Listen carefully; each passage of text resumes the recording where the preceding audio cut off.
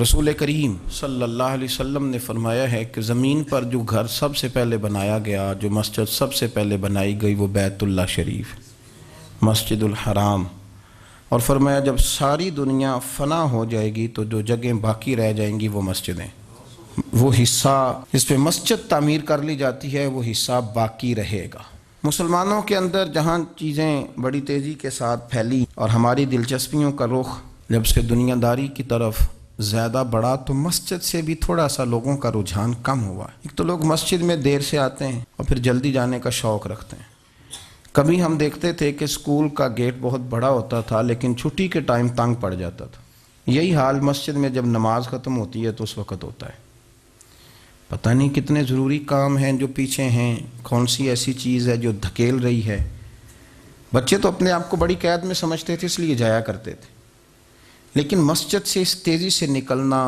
نماز پڑھنے والوں کی نماز کا خیال نہ کرنا، کسی کی تکلیف کا احساس نہ کرنا اور شدت کے ساتھ وہاں سے نکلنے کی کوشش کرنا، اس عمل پر جب غور کیا جائے تو برے خیالات ذہن میں آتے ہیں۔ ایسی چیزیں ذہن کے اندر آتی ہیں جن کا ایک مسلمان کے حق میں ہونا ٹھیک نہیں۔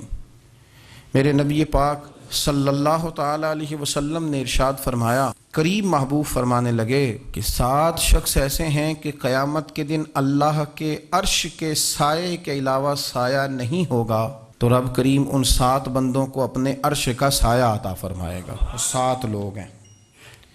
ان میں سے نبی پاک صلی اللہ تعالی علیہ وسلم نے ایک شخص وہ بیان کیا کہ جو نماز پڑھ کے مسجد سے نکل تو جاتا ہے پر اس کا دل مسجد کے ساتھ جڑا رہتا ہے، اس کی طبیعت مسجد کے ساتھ لگی رہتی ہے کہ میرا اللہ کے گھر سے ہو کے آیا ہوں، مجھے دوبارہ اللہ کے گھر جانا ہے۔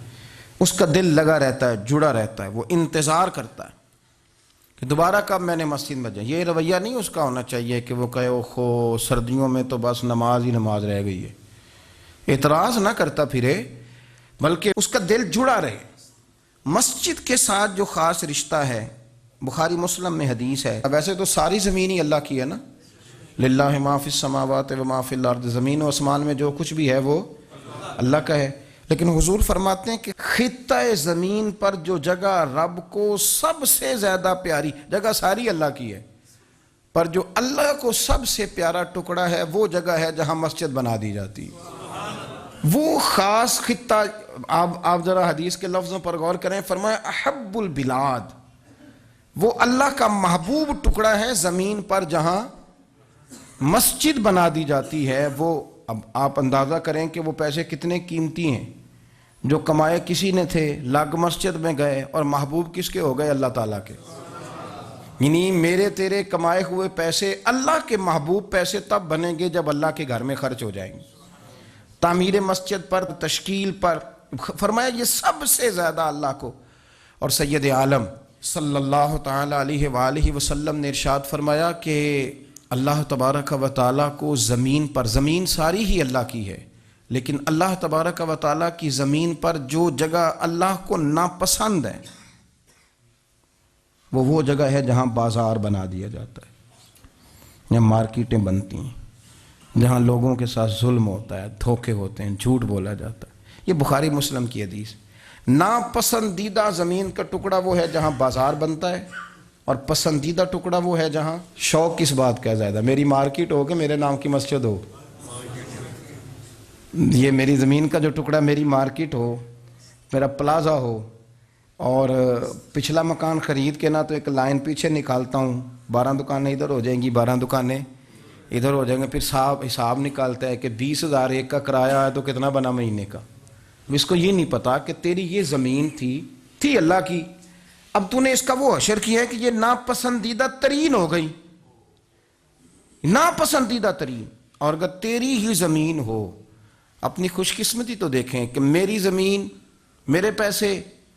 اور جب میں نے مسجد بنا دی تو وہ پیسے رب کے پیارے ہو گئے، وہ زمین اللہ کی محبوب ہو گئی، وہ پیسے پیارے ہو گئے، وہ محبوب ہو گئے۔ لیکن بڑا ہی مشکل کام ہے، مسجدوں میں اعلان ہوتا ہے کہ بل آ گیا ہے، کو مہربانی کرو،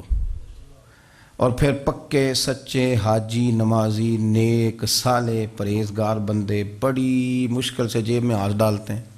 اور جو باہر آتا ہے اس میں پورا 100 روپیہ نکل آتا ہے، پورا ہی 100 یعنی کہ، اور گننے میں آپ کو پتہ ہے 1 روپیہ کر کے گنے تو 5-7 منٹ تو 100 گننے میں لگ ہی جاتے ہیں، پھر وہ گننا پڑتا ہے۔ اور مسجد کی ٹوپیوں میں سے، مسجد کے گلوں میں سے اکثر وہ لوٹ نکلتے ہیں جو دکاندار لیتا ہی نہیں، وہ کہتے ہیں اللہ کو دے آتے ہیں جا کے۔ دیکھیں اپنا رویہ اس لحاظ سے درست کریں،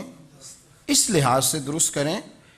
کہ جس طرح میرے لیے اپنا گھر بنانا ضروری ہے نا، اسی لیے میرے لیے مسجد بنانا بھی اسی طرح ضروری ہے۔ اور رسول کریم صلی اللہ علیہ وسلم نے تو مسجد پہلے بنائی ہے، اپنا مکان بعد میں بنایا ہے، یہ اہمیت دی مسجد کو۔